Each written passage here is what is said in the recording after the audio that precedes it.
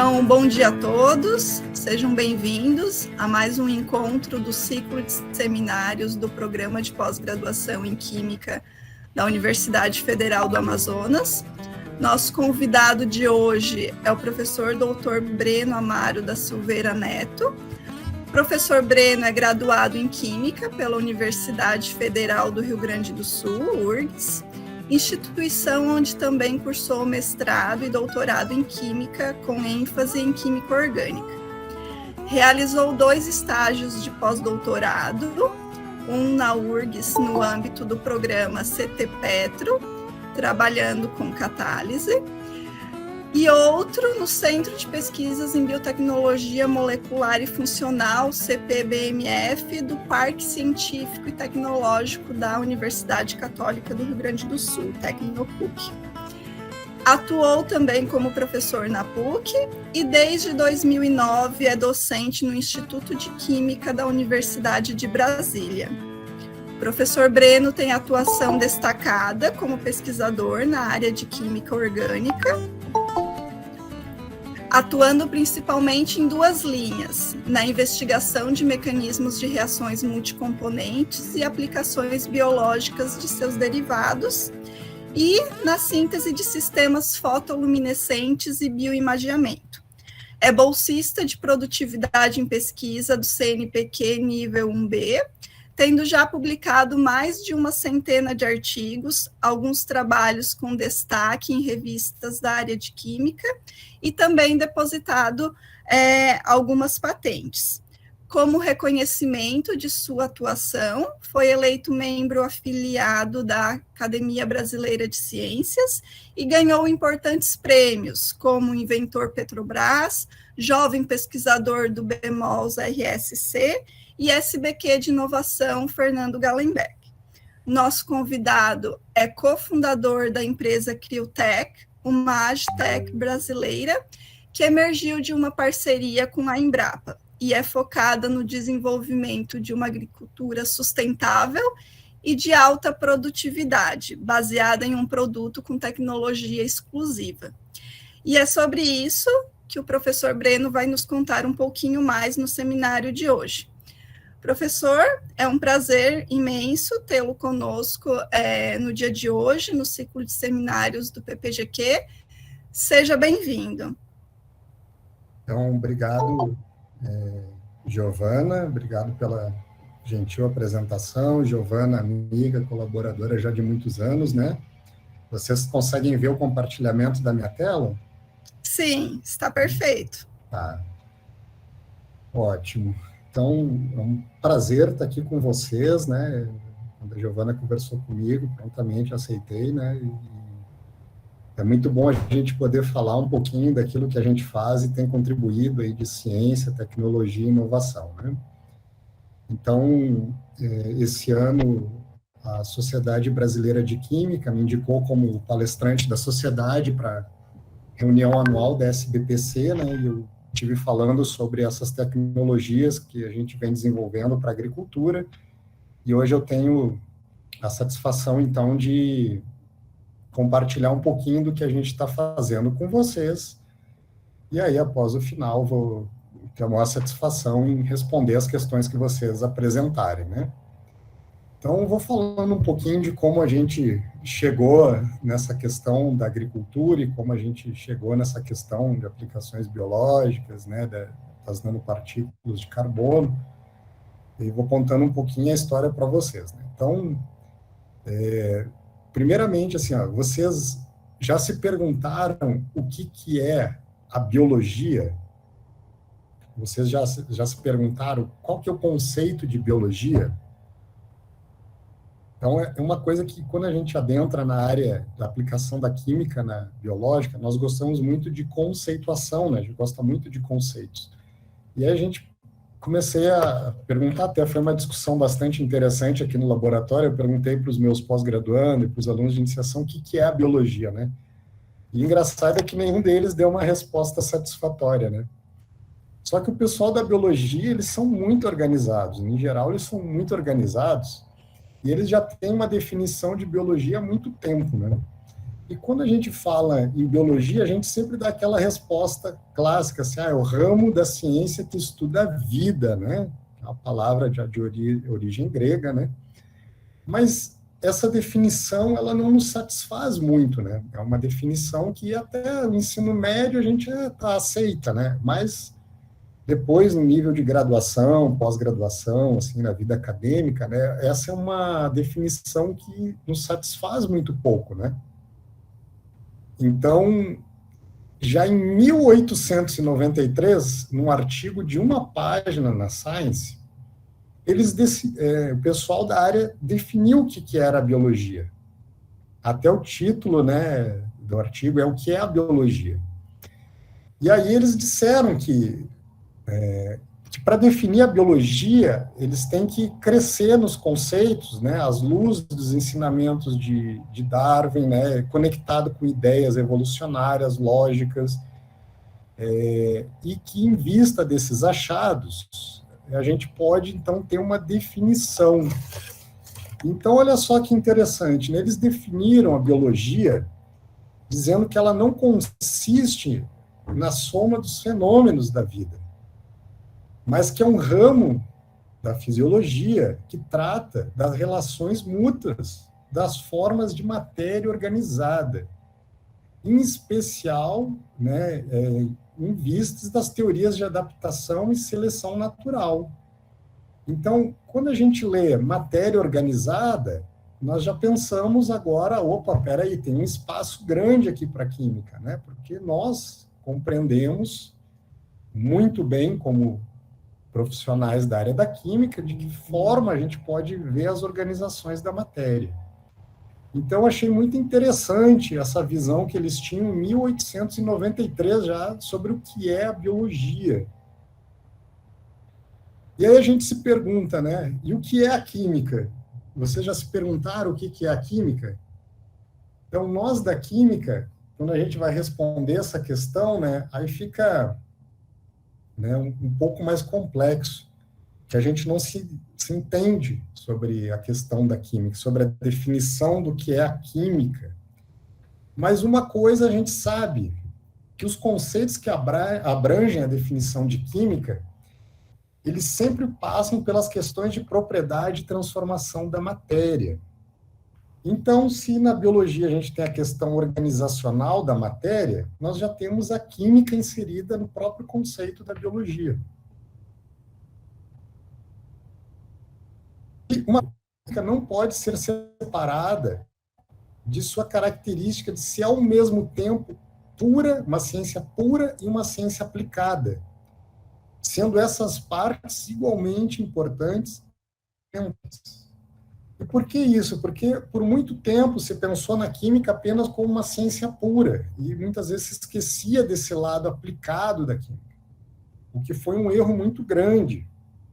Mas hoje a gente consegue pensar a química tanto de forma pura como aplicada de forma indissoluta, né? Então, quando a gente junta a química com a biologia, o que a gente tem? A gente tem oportunidades. Então, essa aqui é uma foto que eu tirei aqui do Instituto de Química, lá da janela da direção do prédio. E é uma foto muito interessante, porque ali atrás do Instituto de Química, a gente tem o complexo da biologia. Então, através do Instituto de Química, a gente enxerga a de biologia. Então, olhar isso como uma janela de oportunidades. É uma janela de oportunidades, porque a biologia tem muito espaço para uma química aplicada. Então, quando a gente cerca um problema com a química e a biologia, com os conceitos químicos e biológicos, associando eles, a gente tem uma oportunidade para inovação muito grande. E podem acreditar, é mais fácil nós, da área da química, aprendermos algumas coisas da biologia do que trazer o pessoal da biologia para estudar toda uma fundamentação da química que requer, às vezes, muitos anos de formação. Então, isso é só uma opinião, tá? Eu não estou dizendo que não possam aprender, não é isso. Pelo contrário, tem biólogos que sabem áreas da química de forma muito profunda. E é muito legal conversar com essas pessoas, né? Porque a gente consegue se comunicar de forma muito efetiva. E, aliás, quando a gente vai para a interdisciplinaridade, uma das coisas que, em geral, a gente tem mais dificuldade é aprender o linguajar da outra área e se comunicar de forma mais produtiva e mais efetiva. Mas, com o tempo, a gente vai acostumando, né? Então, a oportunidade, ela é tanto no desenvolvimento da ciência básica quanto da ciência aplicada. E essas ciências, elas têm que se comunicar. Então, hoje se discute muito sobre a questão da aplicação da ciência, a inovação, como sendo o quarto pilar essencial da universidade, que por muitos anos foi negligenciado. Então, assim como ensino, pesquisa e extensão são vistos hoje como os pilares fundamentais da universidade, esse conceito tem sido ampliado para a inovação como o quarto pilar essencial para a universidade. Então, é quando a gente tem a comunicação da ciência básica e da ciência aplicada para uma janela de oportunidade, né, de solucionar algum problema prático, né? Então, olha só, eu vou mostrar aqui o primeiro trabalho que a gente fez nessa área com nanotecnologia de materiais carbonáceos, né? Então, esse trabalho aqui era uma época que ia dizer que estava em crise de financiamento para a ciência, mas isso pode ser qualquer época, né? Só que a gente às vezes tem altos e baixos, né? Hoje, atualmente, estamos num baixo muito grande, né? Numa região de depressão muito grande, né? Mas a gente sempre consegue se recuperar, né? Então, na época, nós estávamos meio sem dinheiro, e um colega meu, que ele é muito criativo, ele teve uma ideia. Ele disse assim, olha, Breno, eu vou pegar estrume de vaca e vou transformar em nanopartículas de carbono. Aí, o que tu acha que a gente pode aplicar? Ele me perguntou. Ele disse assim, então faz o seguinte, depois que tu transformar o estrume de vaca em nanopartículas de carbono, eu vou funcionalizar elas, a superfície, fazer engenharia de superfície, e nós vamos aplicar dentro da célula. E aí a gente olha aqui, ó, à direita, principalmente aqui a letra D, ó, é um material muito fluorescente. E isso é interessante. E era um material pequeno, que estava numa escala entre 3,5 nanômetros e 4. Então, a questão de absorção celular já passa a ser mais efetiva pela questão do tamanho. Aí, isso é interessante, vamos ver o que a gente consegue dentro da célula. E aí, quando a gente pegou esse material, que veio do estrume da vaca, fez a modificação em engenharia de superfície, nós observamos, e vocês podem ver esses pontinhos verdes aqui dentro do azul, que é dentro do núcleo da célula, são os chamados nucléolos. Então, nós conseguimos produzir, numa larga escala, um material muito seletivo para a marcação de nucléolo, sendo que a marcação de nucléolo ela é feita, em geral, por anticorpos que são caríssimos. São caríssimos, são pouco estáveis, são ruins de trabalhar.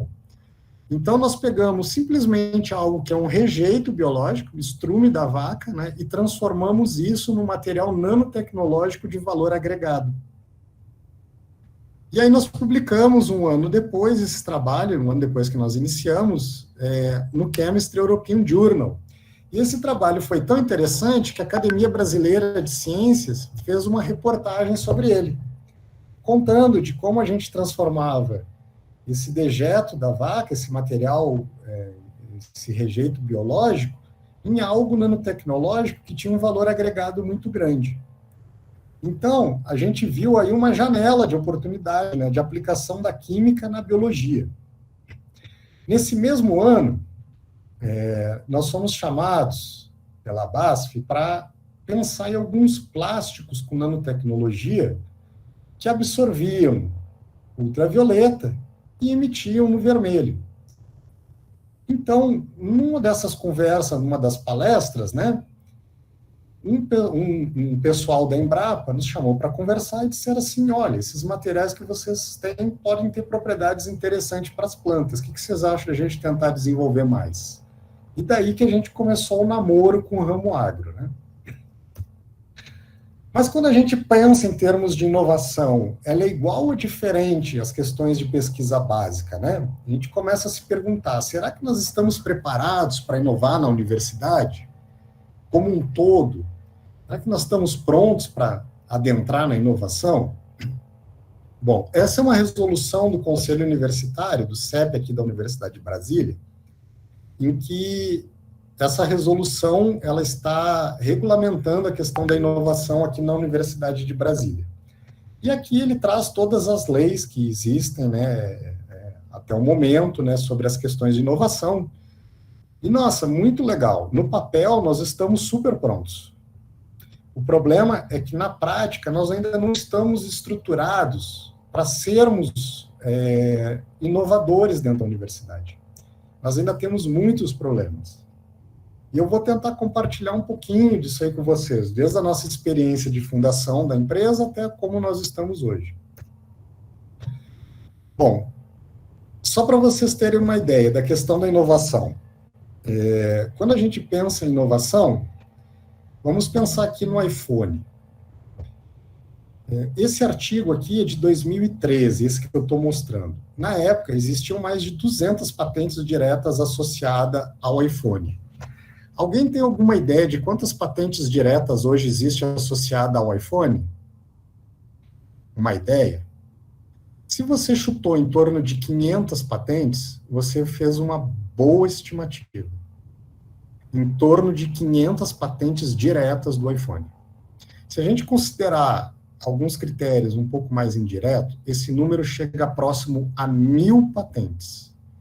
Então, ou seja, um dos celulares mais avançados do mundo tem em torno de 1.000 patentes para que ele chegue às nossas mãos. Em torno de 1.000 patentes.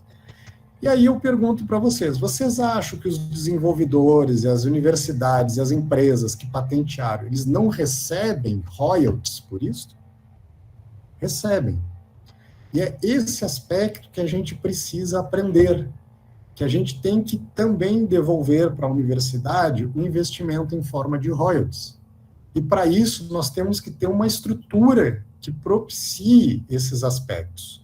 Quando a gente vai lá no Vale do Silício, a gente nota que algumas empresas estão dentro dos laboratórios de pesquisa, trazendo seus problemas, patenteando junto, buscando soluções, e todos estão recebendo. Tanto os pesquisadores envolvidos, quanto a universidade, quanto a própria empresa que está tendo lucro. Então, quando a gente usa iPhone, mas critica aqueles que fazem inovação dentro da universidade brasileira, isso para mim é um discurso hipócrita. Porque só tem duas explicações. Ou a pessoa, ela é leiga, ela é ignorante, ela não sabe o que ela está falando, o que no meio universitário eu acho que é até vergonhoso, né, a pessoa ter esse tipo de posicionamento sem base, ou está sendo hipócrita, porque quem usa celular está financiando as universidades americanas. E por que a gente não pode fazer isso com tecnologia nacional? A gente pode e deve, né? Então, quem usa celular está nesse aspecto. Então, vamos pensar um pouquinho, o que é inovação? E a gente precisa abrir um pouco a nossa mente, né? Que, só para vocês terem uma ideia, o MIT hoje recebe anualmente em royalties em torno de 20 bilhões de dólares. Não é pouca coisa, gente. É um investimento que está retornando para a instituição. Então, inovação é toda invenção que é convertida em lucro. Toda inovação convertida em lucro é uma inovação. Se ela não é convertida em lucro, ela não é inovação, ela é apenas uma invenção. São conceitos diferentes. Bom, quando eu falo isso, é a parte que me acusam de ser neoliberal, de querer transformar a universidade em empresa, aquela coisa toda. Mas vamos seguir, né? Já dizia o ditado, né? Enquanto a carruagem passa, os cães ladram, né? Mas a inovação, continuando, né? A inovação, ela é igual ou diferente? Em quais aspectos, né? Então, quando a gente pensa em inovação, a gente precisa pensar na questão de soberania nacional. O mercado agro, quando a gente pensa em fertilizantes, anualmente ele movimenta 9 bilhões de reais. O mercado de agrotóxico, 10 bilhões, mas de dólares, não de reais. E o Brasil importa cerca de 70% de fertilizantes e mais de 90% dos defensivos agrícolas. Então, olha só, o país que é tido como, né, um dos maiores produtores mundiais de alimentos, ele depende completamente das suas importações para continuar produzindo os próprios alimentos. E a gente observou agora, com a guerra, né, entre a Rússia e a Ucrânia, um problema do suprimento de fertilizantes. E nós vimos a crise que está tendo na produção agro e o preço que as coisas estão indo, né? Então, a quem interessa que o Brasil tenha essa dependência toda? Por qual razão nós não podemos produzir os nossos fertilizantes e os nossos defensivos? A gente tem que sempre se perguntar quem está lucrando com a condição atual, com a situação atual.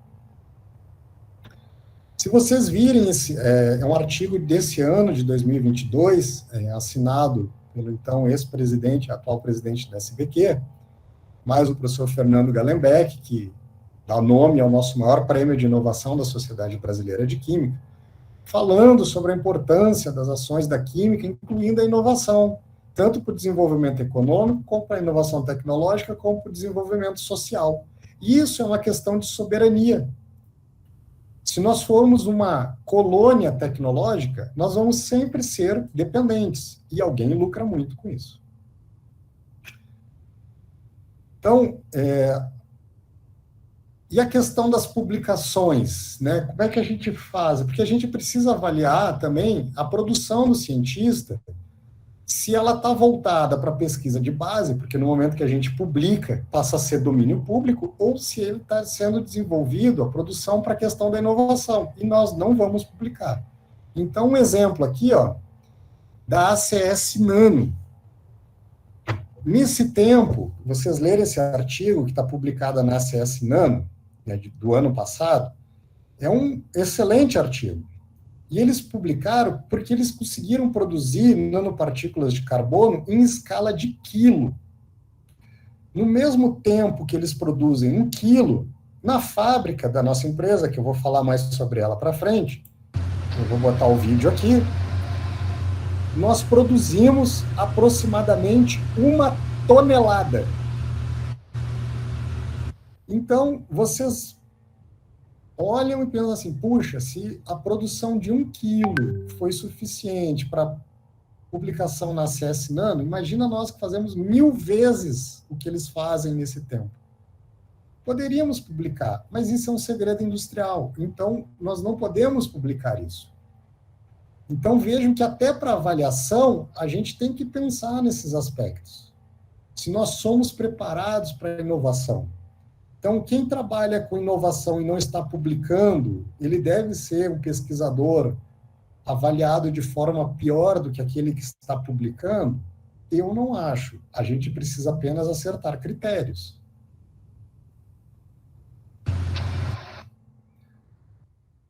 E as avaliações? Bom, as avaliações dos programas hoje estão começando a considerar questões de patentes licenciadas, a questão de startups, e isso é uma coisa positiva. Só que a gente ainda está muito engatinhando, e nós precisamos evoluir muito nesse aspecto, mas é muito mesmo. Então, quando a gente vai pensar, né, de forma mais geral, a gente tem que lembrar que a gente tem a ciência básica, a ciência aplicada, e quando a gente tem a ciência aplicada, nós precisamos do produto. E o produto vai estar relacionado a lucro. Então, essa aqui é uma tirinha que a gente brinca, né, que às vezes as pessoas não compreendem o quão importante é a inovação, né? Então, o pessoal aqui, na tirinha brincando, né, que enquanto metade está trabalhando, metade está fazendo o quê, né? Então, uns estão carregando pedra, né, e os outros fazendo coisas que não servem para nada. Então, aqui era a invenção da roda, a brincadeira dessa tirinha é essa, né? A inovação, ela tem que estar conectada nessa engrenagem de forma que a gente vai manter questões de sustentabilidade, de desenvolvimento econômico, desenvolvimento social, de investimento. Então, a inovação, ela tem que se encaixar nessa engrenagem de forma a ajudá-la e não a travá-la. A inovação, ela é fundamental, mas a gente precisa cuidar desses aspectos, né, de sustentabilidade, de desenvolvimento econômico, de desenvolvimento social, desenvolvimento sustentável, né?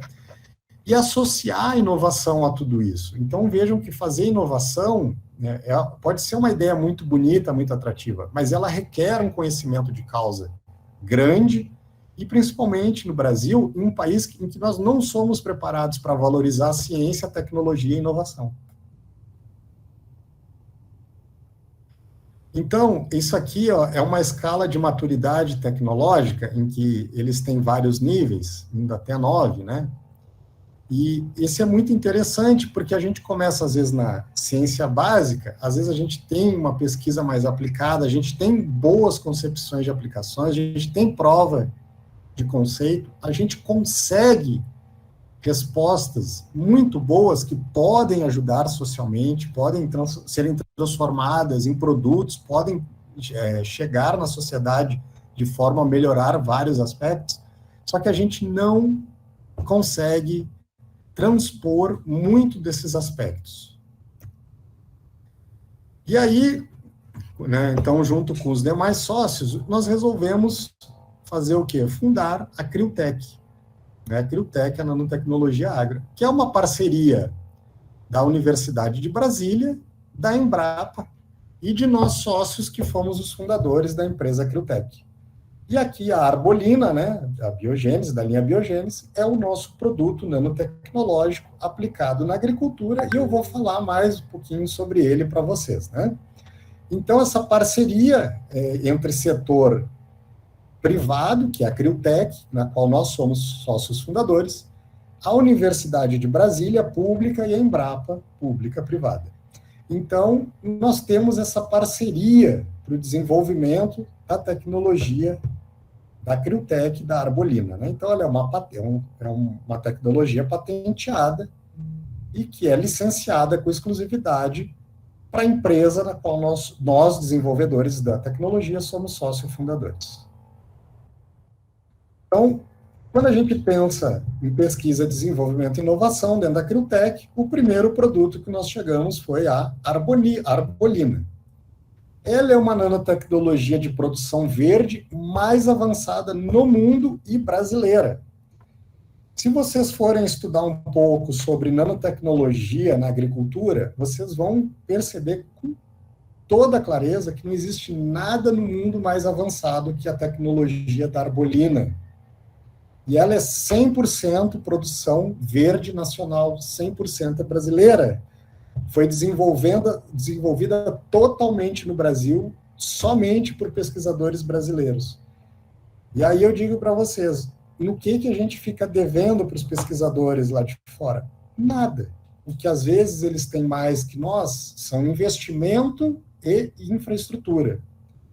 Mas eles não são melhores formados que nós e não são melhores cientistas que nós. Nós não podemos ter essa crise de achar que, por sermos brasileiros, nós somos inferiores. Nós não temos essa crise. Então, eu não tenho nenhum problema em afirmar para vocês em que a nanotecnologia de produção verde, nanopartícula de carbono, mais avançada no mundo é a Arbolina, e ela é 100% nacional. No processo produtivo, a gente usa apenas 100% de insumos nacionais, ou seja, a gente não depende de importações, nós não somos lastreados em dólar, então a crise, por exemplo, da guerra da Rússia e Ucrânia, não nos afeta na produção da Arbolina. É um processo altamente sustentável, em que a gente tem baixo consumo de água, baixa emissão de CO2, matéria-prima é local, é nacional, não se usa reagentes tóxicos e tem 0 de resíduos líquidos ou sólidos, e a produtividade do processo é muito alta. Então, mostrar para vocês alguns resultados de campo. Então, essas duas fotos aqui, eu mesmo tenho avaliação de campo, são duas áreas de milho. Essa aqui ela não recebeu a arbolina e essa aqui ela recebeu a arbolina. Então, vocês vejam que a diferença já é gritante. Essa região, em Pires do Rio, no estado de Goiás, a da esquerda teve uma perda nessa safra, nessa área, de 100%, porque ficou 65 dias sem chuvas. E essa aqui, a direita, quase bateu o recorde de produção, apenas com o uso da arbolina.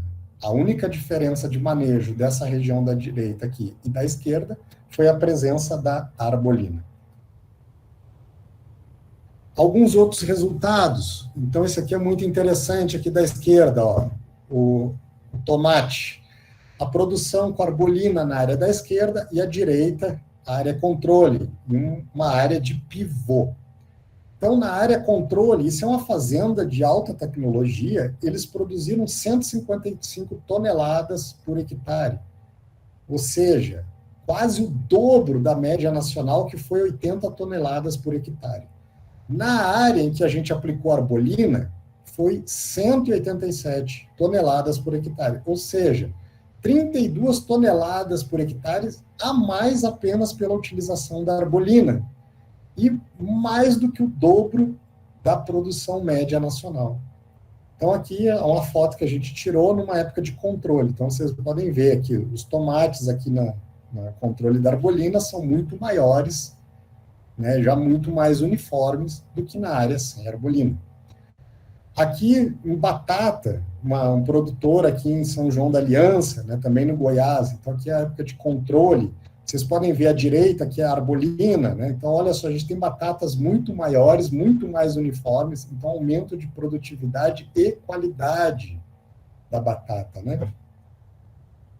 Aqui à direita, assim, o alho. Eu acho que dá para ver a diferença de cor aqui, é gritante nas áreas com arbolina e sem arbolina. Depois a gente pode até discutir por que a arbolina, a área com arbolina, as plantas ficam muito mais verdes, o que é bem interessante.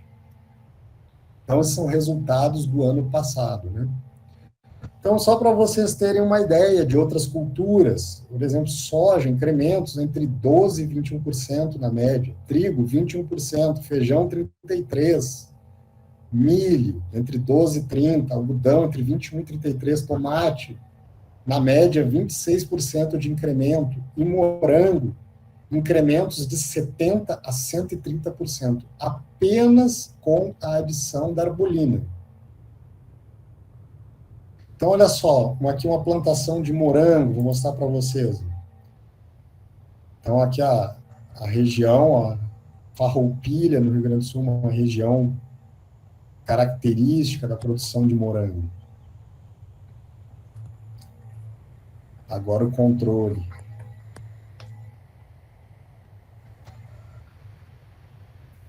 Então, agora resultados de testes de morango em parceria com a Casa Bugre. Então, olha só, os dados que eu vou mostrar agora para vocês são dados consolidados, dados econômicos. Então, pense assim, olha, o custo do hectare de uma plantação de morango, o custo do hectare é de mais ou menos R$220 mil, e quase ninguém sabe disso. As pessoas compram morango, mas não têm ideia do custo do hectare de produção de morango. Hoje, custa em média R$220 mil o hectare da produção de morango. Para cada R$1 investido com a arbolina, o retorno da Casa Bugre foi de R$60 pelo aumento da sua produção. Qual é o negócio no mundo que te dá esse retorno de 60 vezes o valor investido? Então, isso aqui são dados consolidados. Café. Esse aqui é bem interessante, o do café. 100 dias de seca, frio e chuva de granizo. Amanhecemos o dia aqui na fazenda Mata Virgem do Afrânio. Ele está colhendo café da área tratada com arbolina. Espero que você esteja conseguindo ouvir. Os resultados. Olha, César, pelo segundo ano que a gente está usando, está um resultado muito bom. Vamos dar uma olhada para você ver só no tamanho das favas do café. Olha o tamanho da fava. Está o dobro, normalmente é o dobro do que o esperado. E seria uma fava pequena, miúda, pelo ano. E aqui a gente tem uma fava muito grande. uma fava muito grande. Isso aqui a gente vai ter uma fileira de 6 acima aí, com percentual de 70%. Tá muito bem granado, muito pesado não. Excelente. A outra área que você não fez, como ficou o café? Você deixou de esquerda. 30% quebra. 30% quebra. A gente já parou no primeiro ano de aplicação, não foi bem feita, chegou aqui a falar disso. E essa lavoura de segundo ano de aplicação, quebra de rendimento. E esse café aqui, aquele lá de trás, você reduziu a adubação, né? Reduzimos em 20%. 20%. E a resposta é essa que nós estamos vendo aqui. Excelente. Onde eu ficava? Como diz o nosso amigo Celso ali, não é porque eu ficava, não, mas estamos colhendo. Tá, isso daí depois nós vamos mensurar, né? O que deu a mais da outra lavoura lá. Provavelmente Tá, joia, então, Afrânio. E você recomenda, então, continua recomendando. Um abraço, meu amigo. Isso daqui a gente pode divulgar, né? Então, como pesquisador, né, tem um depoimento desse do produtor, em que ele consegue reduzir a quantidade de adubo, que ele consegue segurar a safra dele, que ele tem uma melhoria da qualidade de grão sobre todas essas condições de estresse, condições reais de plantio. Isso é uma satisfação muito grande, né? Quantos pesquisadores têm, ao longo da sua carreira, esse tipo de satisfação, né? Bom, questão da responsabilidade social da Criotech. Então, pergunto para vocês. Pensem por um segundo, o que é dignidade? O que significa dignidade? Dignidade é uma qualidade que é inerente ao ser humano, que protege contra todo tratamento degradante e discriminação odiosa, assegurando condições materiais mínimas de sobrevivência. E, portanto, trata-se de um atributo que o indivíduo possui inerente à sua condição humana. E não importa qualquer outra condição referente à nacionalidade, opção política, orientação sexual, credo e etc. Isso é dignidade. E qual é o aspecto social que a gente tem pensando na questão da dignidade humana? Os objetivos da Criotech são, sim, aumento de produtividade, aumento de competitividade para o produtor, preservação ambiental, geração de empregos, diminuição do desmatamento, diminuição de contaminação, redução de perdas de produtividade, mas também promover a dignidade humana. Então, vou falar aqui uns resultados sobre essa parceria que a gente tem com a Estação Agroecológica Colmeia, que é aqui no Goiás. Então, 30 famílias sobre insegurança alimentar, 30. Hoje, elas são alimentadas com excedente de produção da Estação Agroecológica, em que nós doamos a arbolina para eles. Então, só com excedente de produção, nós estamos alimentando 30 famílias. Bom, gente, essa é uma parte que é até difícil de falar, porque se eu estou com fome, eu paro em algum lugar e como. Se meus filhos estão com fome, eu dou comida para eles. Agora, imagina chegar em casa, um filho pequeno olhar e que ele está com fome, não tem o que dar de comer. É até difícil, né? Então, os resultados da tua pesquisa, da tua inovação, está contribuindo para tantas famílias. Isso é só o começo. Isso é uma coisa que nos dá uma alegria, uma satisfação, um orgulho, que não tem dinheiro que pague. Isso não é mensurável. Interessante a palestra da Sociedade Brasileira do Progresso da Ciência, eu não sabia, mas quando eu dei essa palestra, tinha uma menina que ela faz parte dessas 30 famílias. E ela me interrompeu a palestra no momento e disse assim: professor, por favor, me permita dar uma palavra? Eu disse, claro. E ela falou, olha, meu nome é fulana e eu sou dessas famílias que vocês alimentam, e eu gostaria de dizer que vocês trouxeram muito mais. E começou a dar um testemunho lá sobre o que estava acontecendo. Gente, e isso eu acho que Nenhum prêmio até hoje me deu uma satisfação maior do que escutar aquela, de poder ver como a nossa pesquisa, a nossa inovação está mudando a vida das pessoas. Isso não tem preço, né? E se naquele slide que eu digo que inovação é invenção contínua, que chamam de neoliberal, essa é a parte onde o comunista me manda para a Venezuela, né? Então, eu preciso que decidam o que eu sou, né? Mas a gente não liga para as críticas, né? A gente tem que ter a nossa... Aqui são algumas patentes, né, relacionadas à tecnologia, né? A questão do impacto nacional, a gente tem o plano vigente, o Plano Nacional de Fertilizantes, né, Breno, que é até 2050. Oi. Desculpa te interromper, eu não sei se Imagina. você passou o slide, isso, porque tinha travado um pouquinho. Beleza, desculpe. Imagina. Voltou aí, tá mostrando aqui o Plano Nacional de Fertilizantes. Isso. Obrigada. Então, se vocês lerem o Plano Nacional de Fertilizantes, vocês vão ver que está lá escrito Arbolina Criotech. Uso da tecnologia. Arbolina Criotech. A gente tem, ó, nanocálcio alemão, nanomicro da Índia, nanogreen da Índia, Biosar Nanofertilizer, né, do Irã, e só temos a Arbolina do Brasil. Olha, não desmerecendo nenhuma dessas nanotecnologias, mas nenhuma delas chega perto do que a gente faz. Nem perto. Assim, é até uma concorrência desleal, tão mais eficiente que a nossa. Um impacto nacional, mas também internacional, e vocês devem ter acompanhado, inclusive, quando a gente estava decidindo sobre o tema da palestra, a professora falar sobre a Criotech, acompanha o convênio da Shell para plantio florestal e para recuperação das áreas degradadas da Amazônia. A Criotech fornecendo arbolina para melhorar a questão do florestamento legais da Amazônia.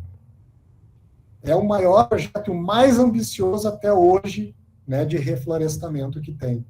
E vai utilizar nanotecnologia. Então, aquelas ideias iniciais, desde o estume da vaquinha lá até o reflorestamento, né, teve todo um processo, né, teve toda uma ação que a gente teve que fazer, vários aspectos, vou colocar alguns hoje para vocês. Spin-offs e novos resultados. Então, nós já temos 2 novos produtos registrados no mapa esse ano.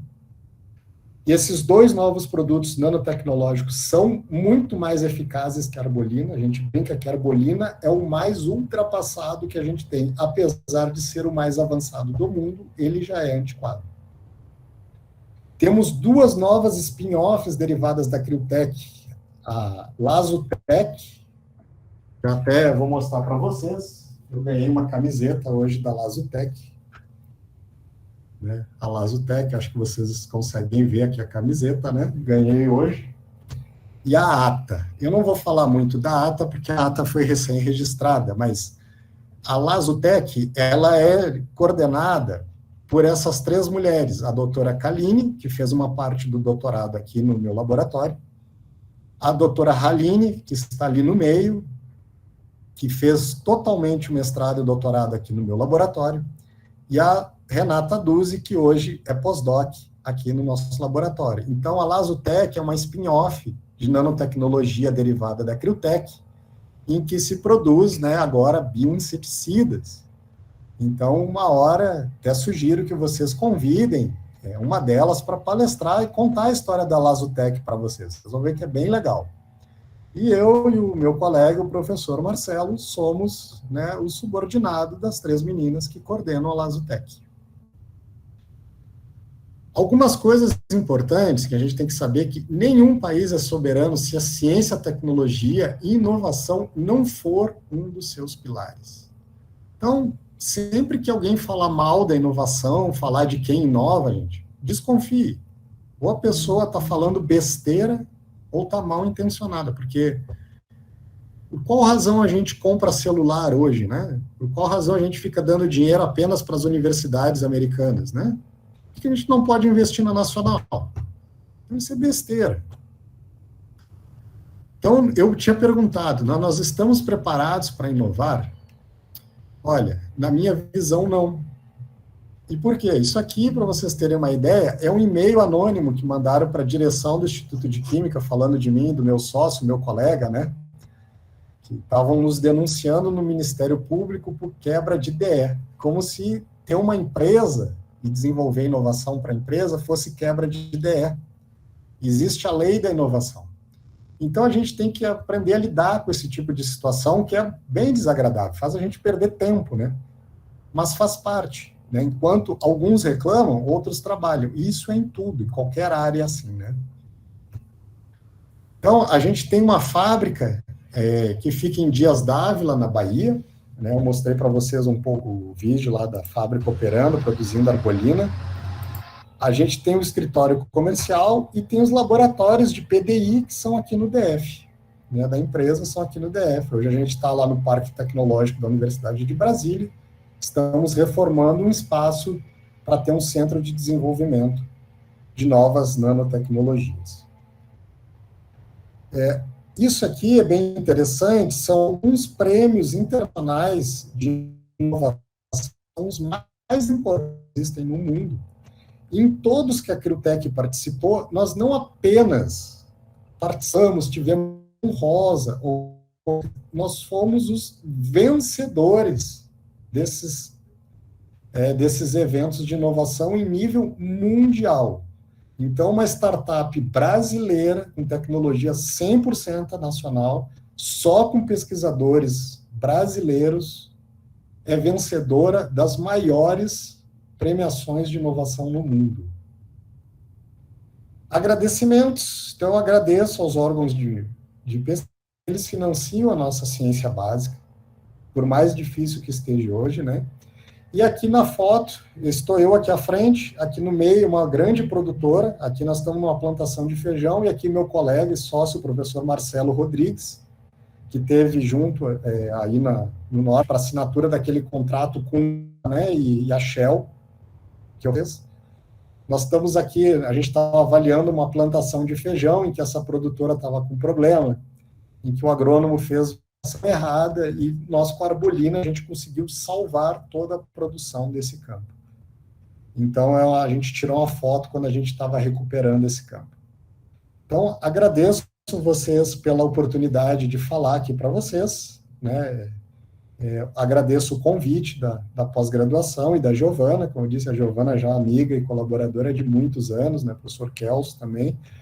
Então, muito obrigado a vocês todos pela atenção e espero ter conseguido mostrar um pouquinho do que a nossa nanotecnologia, 100% brasileira, tem feito pela agricultura, não só no país, como agora esperamos impactar no mundo. Então, muito obrigado a todos e estou aqui disponível para responder as questões. Obrigado, Giovana. Legal, eu que agradeço. Obrigada, professor Breno, e parabéns pela excelente apresentação e pelo trabalho que você vem desenvolvendo, né?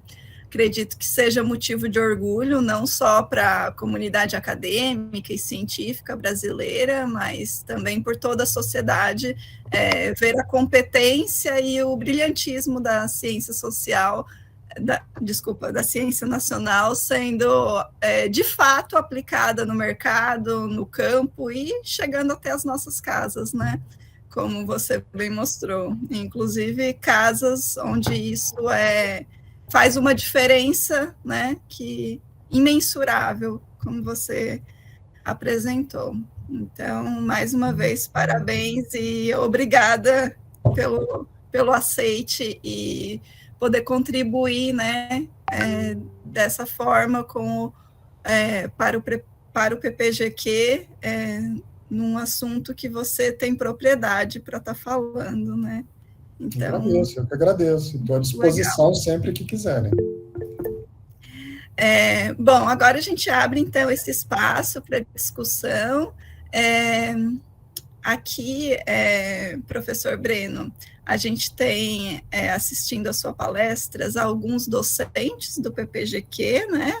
Alguns discentes também, e o Dr. José Francisco, que é o coordenador do convênio que você mencionou entre o INPA e a Shell. Então, acho que daqui a pouquinho ele vai querer dar uma palavrinha com você. Inicialmente, eu passo a palavra ao Cleidivan. Olá, bom dia a todos. Bom dia, professor Breno. Bom dia, professora Giovana. Eu queria agradecer, né, na verdade, por assistir a excelente palestra, né, que foi ministrada, e a questão da inovação, né, que a gente tem que sempre estar pensando. Eu não sei se foi somente eu, professor, mas eu fiquei curioso, né, assim, com os mecanismos de como acontecem aí esse processo, né, de maior produtividade dentro todos os leguminosos aí que foi falado, porque isso é colocado nas folhas, na raiz, e assim, mais ou menos, como é que seria esse mecanismo, né, a partir aí das nanopartículas de carbono? Eu fiquei em dúvida em relação a isso, do processo. Se você pudesse falar um pouquinho mais sobre isso, eu agradeceria. Claro, uma excelente pergunta, agradeço, né? Bom, a aplicação da arbolina, ela é feita de forma foliar. Simplesmente acrescenta ela lá no tanque, né, junto com todo o resto que o produtor vai aplicar, e aplica junto. Como que ela funciona? Eu vou ter que te dar uma resposta bem genérica, né? Mas ela funciona ativando vários mecanismos da planta que são essenciais para fotossíntese, para crescimento e para reprodução. Então, a gente tem ativação de proto-ATPase, de torquinases, de aquaporinas, e ela consegue uma ativação bem seletiva, bem apropriada para a planta, né? Porque ela consegue entregar tanto carbono, quanto nitrogênio, quanto alguns outros nutrientes de forma facilitada. Então, é aquela história, né? Um organismo que ele está mais saudável, ele tem um desenvolvimento melhor. Inclusive, para se defender melhor de alguns ataques naturais, né? Então, com esse tipo de ativação, através da nanotecnologia, que a gente consegue ter esse melhoramento na produtividade. Eu sei que eu fui genérico na minha resposta, mas tem certas coisas que eu não posso falar ainda, né? Então, eu te peço até desculpa por isso, mas se quiser alguma pergunta mais específica, eu vou responder.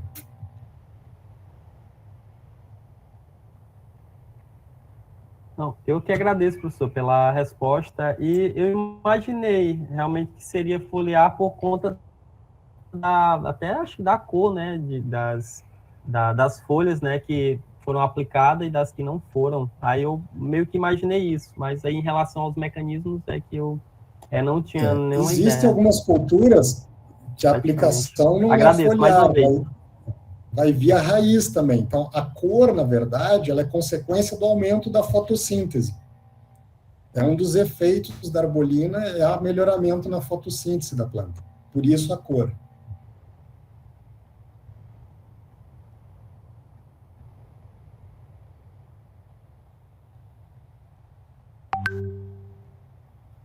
Mais alguém? Eu gostei bastante, professor Breno, que você iniciou a sua palestra falando de química, ciência pura e aplicada, né? E como você vê a realidade de quem faz uma ciência, uma química, pesquisa, né? Essencialmente uma ciência de base, que tem uma aplicação, mas que não consegue visualizar essa aplicação, ou não consegue transpor essa barreira de encontrar uma aplicação para aquilo que está fazendo, né? E depois tem a outra barreira que você mostrou lá nos níveis, na escala de maturidade, tem uma outra barreira que é da aplicação para, de fato, a parte tecnológica, né? Você vê isso como duas barreiras que são as principais para a gente chegar na parte de colocar um produto no mercado, passar da pesquisa de base para a pesquisa aplicada e depois mais uma barreira para tornar isso um produto? Tá. Então, a gente chama isso de vales da morte, né? Então, mas é o termo mesmo, né? Vales da morte, né? Então, sobre o primeiro aspecto da pessoa que está pesquisando, mas não está de forma aplicada. Isso aí, isso depende do próprio pesquisador, do que ele tem vontade de pesquisar, né? Se ele quer pesquisar algo mais voltado para a inovação, ele tem que se perguntar quais são os problemas tecnológicos que ele pode abordar. Né, e é uma das grandes colaborações que a gente sempre teve, eu gosto muito de estudar mecanismos de reações, né? Eu continuo mantendo essa linha de pesquisa no meu laboratório. Essa linha de pesquisa não vai me render nem um centavo, né? É uma ciência puramente básica, fundamental, né?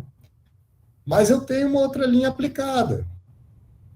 Então, depende do foco, do que eu quero abordar, né? Então, essa primeira questão, se o cara quer fazer uma pesquisa aplicada, ele tem que se responder que problemas que ele quer abordar, né? Quais são os problemas que ele quer abordar? Aquilo lá que ele está abordando tem como solucionado, ser transformado em algo tecnológico, em uma inovação, sair do campo apenas da invenção? Esse é o primeiro aspecto. O segundo, da gente ir da invenção para a inovação, que é a transformação, né, de colocar o produto no mercado, essa parte realmente é muito complexa, principalmente nas universidades brasileiras, porque a gente não tem nenhuma formação para isso. A nossa formação é completamente voltada para a pesquisa aplicada, fundamental, né? A pesquisa fundamental.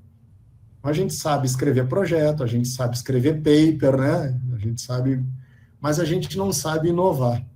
E eu acho que para esse quadro mudar, a gente precisa reestruturar muita coisa. Se hoje tu quiser inovar na UFAM, tu sabe que departamento tu procura aí para te orientar? Aqui na UNB... Inclusive, um joga para o outro, né? Exatamente. Então, isso é um problema estrutural geral da universidade brasileira. Às vezes, a universidade não sabe nem como pagar o royalty dos inventores. Isso é, sim, um problema. Então, a gente precisa mudar essa questão estrutural se a gente quiser transpor de forma mais tranquila esse vale da morte, que é transformar a inovação, a invenção na inovação, né? Então, não existe uma resposta simples para a tua pergunta, porque depende da tecnologia, depende dos caminhos que a pessoa... Depende de quem está interessado em investir, depende de tanta coisa, e se chama de Vale da Morte por um motivo, né? Porque é o Vale da Morte, é onde as pessoas param. Uhum. É onde se desanima, né? Tanta burocracia, tanta coisa, pô... Nós temos mais o que fazer. Imagina receber aquele e-mail lá para o Ministério Público dizendo que a gente tem quebra de ideia. Não deu nada, né? Mas a gente tem que perder tempo respondendo, né? Sim, então, esse tipo de coisa, nós não temos estrutura ainda para isso. Nós estamos muito atrasados em relação aos países que são potências tecnológicas. Olha a China. Tu conseguia imaginar a China nos anos 80 uma potência tecnológica? Né? Mas eles mudaram, reestruturaram. E hoje a China é o grande produtor mundial de tecnologia, né? Isso nos faz pensar quantos produtos, né, 100% brasileiros poderiam estar no mercado hoje, mas não estão por ter caído nesse vale, né? Quantos brasileiros vão para fora para poder inovar? Em vez de trazer lucro para o seu próprio país, trazem para outros. Eles estão errados? Não, na minha forma de ver, estão certíssimos. Por que eles vão ficar se sacrificando? Quem que lucra com o Brasil sendo uma colônia tecnológica, né? Eu sempre digo, a gente tem que se perguntar quem que lucra, né? Tem pessoas que lucram muito para o Brasil ser apenas um consumidor de tecnologia e não um produtor de tecnologia. E é justamente isso que eu gosto e quero contribuir para mudar. Certo. Agora temos o Dr. José Francisco.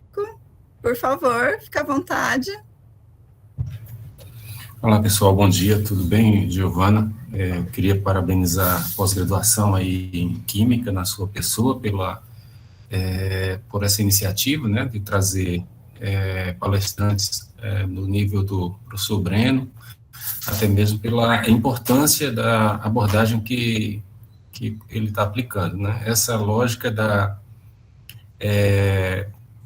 pesquisa e desenvolvimento, né?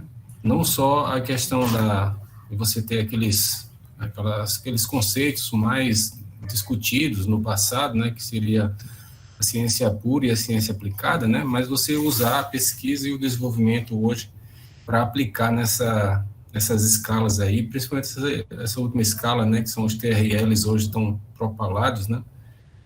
Do grau de maturidade dos projetos, né? Então, eu achei muito importante esse tipo de palestra na pós-graduação deveria ser uma constante. Parabéns aí ao professor Breno pela apresentação. Eu queria fazer, e também agradecer aí ao time da Criotec, né, a sua pessoa, o professor Marcelo, que são parceiros nossos no projeto aí dos plantios florestais, né. A gente vai testar a arbolina em árvores, né, principalmente na castanheira, que já é uma espécie que a gente tem um bom conhecimento fisiológico da espécie. Mas a minha questão aí, Bruno, Breno, é justamente quais as principais conexões dos principais processos fisiológicos que hoje é discutido internamente, né? Eu tenho conversado com o Marcelo, e talvez você pudesse explorar um pouquinho mais, né? As conexões entre a atividade da molécula e o processo específico, né? Ou seja, buscando as especificidades. Eu não quero que você trate nada do que não é possível se falar, mas eu queria te perguntar se você já tem se vocês já podem falar sobre isso, as principais conexões, porque uma coisa é você falar, aumentou a produção em tanto, mas quais foram os principais processos e rotas metabólicas que foram realmente influenciadas, né? Uhum. Mas se você disser, não, a fotossíntese é a regulação osmótica da folha e, portanto, a condição hídrica fica muito mais eficiente, eu vou acreditar, né? Mas aí vem a principal pergunta. Nós poderíamos mexer na nanomolécula para colocar um traçador nela e a gente poder acompanhar de fato a atividade? Não sei se foi muito extenso na minha pergunta ou muito prolixo, mas basicamente use como referência esse final. Metodologicamente é possível a gente alterar a arbolina e fazer uma marcação nela? Então, José, agradeço muito, obrigado pela gentileza das palavras, né? Agradeço muito a pergunta, né? Sim, a gente tem estudos de proteômica, de transcriptômica, de vários aspectos, e a arbolina, ela é uma nanopartícula de ação múltipla, né? Ela não ataca um alvo só, ela ataca várias vias que estão interligadas, né? Algumas a gente ainda está compreendendo. Quando a questão do traçador, nós estamos estudando isso agora por fluorescência confocal, né? Em que a gente está monitorando a questão do floema e xilema, onde ela vai, onde ela está atuando, né? E tentando relacionar isso com os dados, principalmente de proteômica. Né? Então, um dos principais mecanismos de ação dela é que a gente consegue ativar a protoatepease. Esse é um dos principais mecanismos de ação da arbolina. Né? O segredo da arbolina não é ela ser uma nanopartícula, mas é a engenharia de superfície dela. E quando a gente faz uma microscopia de transmissão, a gente olha lá uma bolinha de carbono de 3 nanômetros, como tantas outras centenas que tem publicadas, né? A questão é o que a gente não enxerga. Né? Quando a gente pensa em ácidos úmicos, em materiais de origem orgânica que a gente coloca em diversas lavouras, né? A gente vê assim, olha, são mais de 4, 5 mil substâncias que estão misturadas. O que a gente fez é que a gente conseguiu descobrir qual dessas 4, 5 mil que tem esse tipo de atividade. Esse que é o segredo, é a engenharia de superfície, né? Que de fato, é o diferencial da nossa nanopartícula. Porque ela consegue, ao mesmo tempo, ativar múltiplas proteínas e enzimas que são de regulação para a saúde da planta, né? Como a torquinase, a protoatepease, T6P, aquaporinas, né? Não, acho que as principais eu já falei. Então, agora, como elas se interconectam, nós ainda estamos tentando desvendar. Não sei se eu consegui te responder. A questão do traçador, né? Por ela já ter uma fluorescência intrínseca dela, a gente já consegue monitorar algumas coisas por fluorescência confocal. Estamos ainda validando algumas. Eu entendi perfeitamente. Obrigado pela resposta, professor Breno. Assim, a gente tem algumas dificuldades ainda de levar adiante esse tipo de abordagem única ou exclusivamente com base na fluorescência, porque várias moléculas produzidas do ponto de vista metabólico, independente do estado de crescimento da planta, do ambiente, dos tipos de estresse, né, elas emitem fluorescência, né? Então, você tem várias apoproteínas, os pigmentos cloroplastídicos e uma série de componentes metabólicos das plantas são capazes de emitir fluorescência. A minha pergunta era muito mais se a gente usasse um isótopo de carbono, por exemplo, para colocar na molécula e a gente realmente rastrear ele na planta. A gente está com interesse de fazer isso.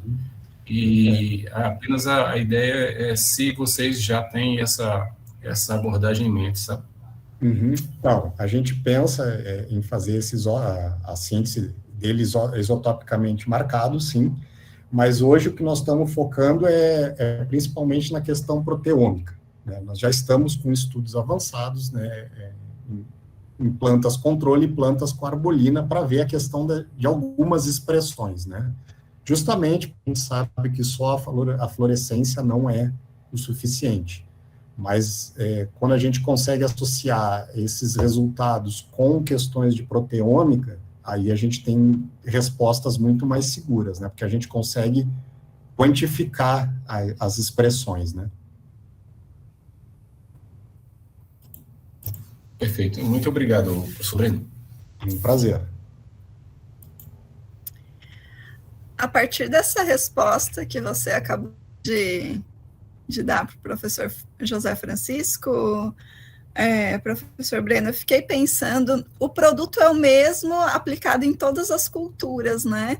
Com esses dados de proteômica e com o melhor entendimento que vocês têm do mecanismo de ação, pode gerar produtos diferentes para as variadas culturas?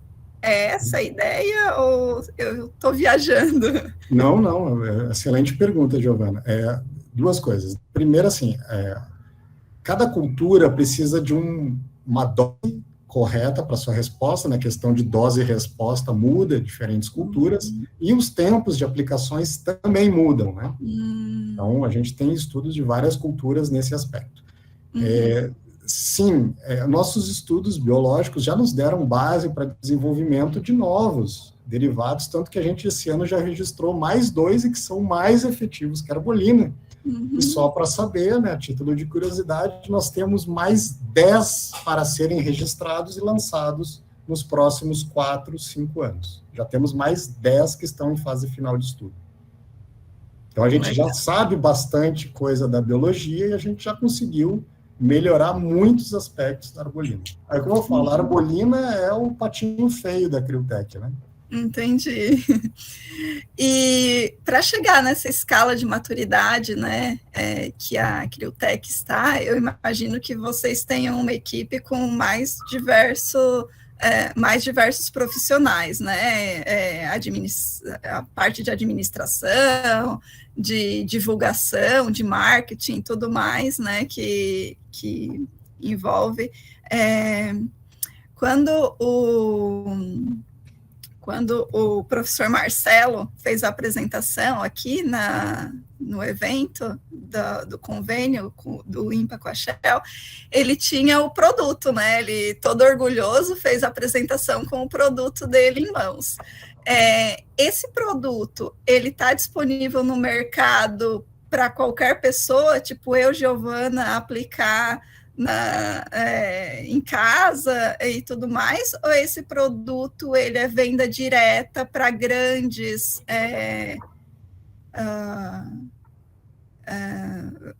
como é que chama? Grandes produtores? Produtores, isso. Não, Ele está disponível para venda direta, está aqui o site, estou colocando aqui no chat, né? Uhum. Mas, em geral, assim, para tu aplicar em casa, acaba não sendo vantajoso ainda. A gente não é um mercado que a gente está ainda interessado, ainda, né? Vamos ter futuramente, a gente tem a ideia de chegar... Mas ele é mais para produtores, não grandes produtores, tanto que a gente tem convênios com pequenos produtores, vários, inclusive, né? A gente foca muito em agricultura familiar. Uhum. Sabia que a maior parte da nossa produção vem de agricultura familiar, né? Então, Sim. a gente foca muito em agricultura familiar, tem preços diferentes para questões de... Depende de uma série de aspectos, né? Eu não falo muito em valores, porque eu não sou da área do financeiro da empresa. Eu sou pesquisa, desenvolvimento e inovação. Então, é como tu falou, existem os profissionais de cada área, né? Se depender da minha administração, o mês que vem a empresa faliu, né? Assim como se depender do administrador desenvolver novos produtos, ano que vem a gente faliu, né? Uhum. Então, cada um na sua área, assim, mas os preços da Cryotech são competitivos, são de acordo com o mercado, né? São acessíveis para os produtores.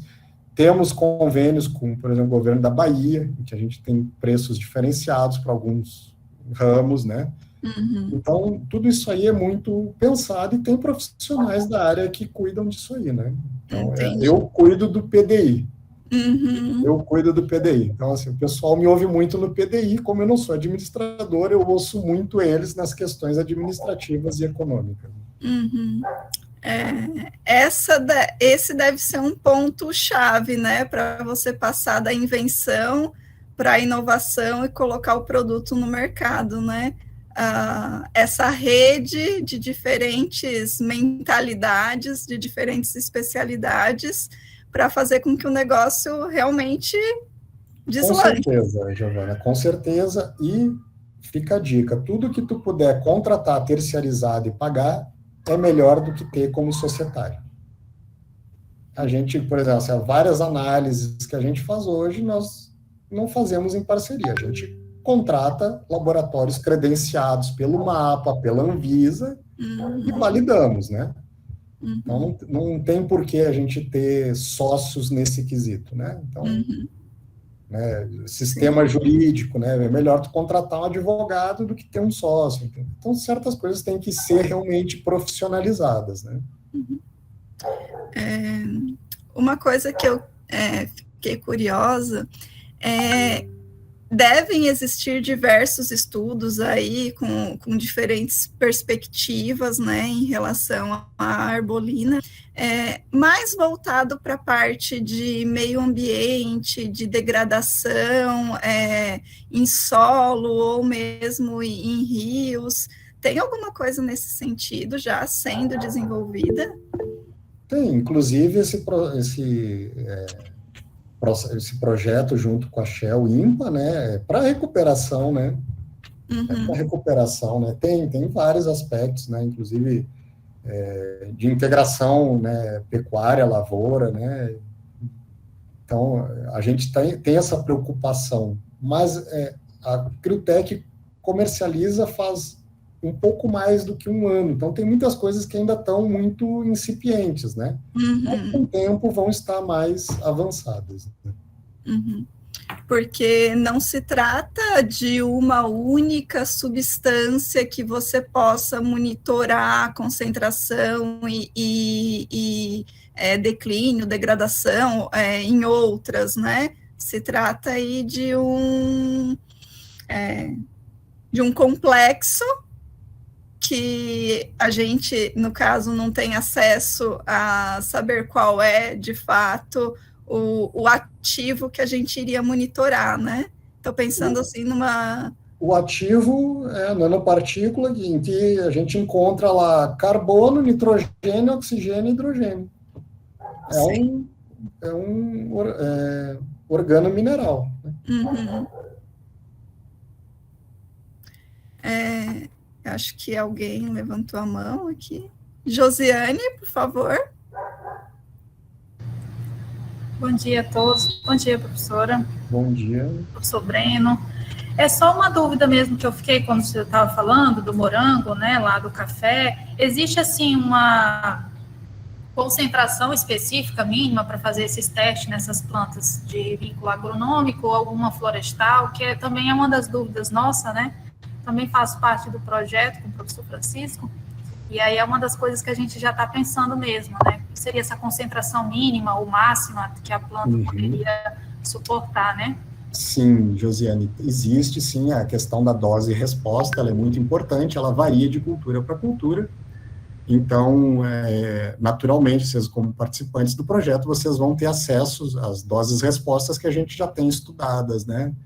Então, o morango tem uma certa dose e resposta, a soja tem outra, o feijão tem outra, o tomate tem outra, né? Então, cada cultura tem a sua dose e resposta. Se tu botar ou muito, pouco, ou um excesso, tu pode até mesmo estressar a planta e não ter resposta. É como qualquer substância em aplicação biológica, tu tem uma curva de dose e resposta, né? Até, por exemplo, assim, se tu pegar água, a água é uma coisa fundamental para nós, mas se tu beber 5, 6 litros de água, tu pode morrer, né? Então, a arbolina é como qualquer substância que tem uma atividade biológica, ela tem uma curva de dose e resposta que tem que ser respeitada e ela depende do organismo. Entendi. Em relação à aplicação, por exemplo, vocês aplicam uma média de ml por folha ou vocês padronizam só aquela concentração e aplicam naquela planta, por exemplo? Então, depende de muitas coisas. Qual é o volume de cauda que está sendo usado, como é que é a forma que vai ser a aplicação, né? Então, em geral, a gente faz um acompanhamento, principalmente quando cliente novo, né? Ou algum teste novo. Então, nós vamos muito a campo para acompanhar esse tipo de coisa, né? Brinco aqui com o pessoal, os sócios da Embrapa, que nós, como químicos, vamos mais a campo do que eles. Então, eu não tenho como te dar uma resposta direta a isso, porque isso varia muito, né? Eu não sei qual é a forma que vai ser aplicada, qual é o volume de cauda, qual é, né, a cultura. Então, mas cada um tem que ter certinho a sua dose para ter a resposta adequada. Tá bom, obrigada, professor. Disponha. Mais alguém? Bom, já passamos do seu horário de almoço, então, Breno, mais uma vez, eu agradeço imensamente pela sua contribuição, em nome do PGQ, né? Foi um prazer tê-lo conosco hoje e parabéns mais uma vez por todo o trabalho desenvolvido. Eu que agradeço, obrigado a todo mundo pela atenção e foi um prazer estar aqui com vocês. Até uma próxima. Então, pessoal, obrigada pela presença e até o próximo seminário na semana que vem. Um abraço a todos.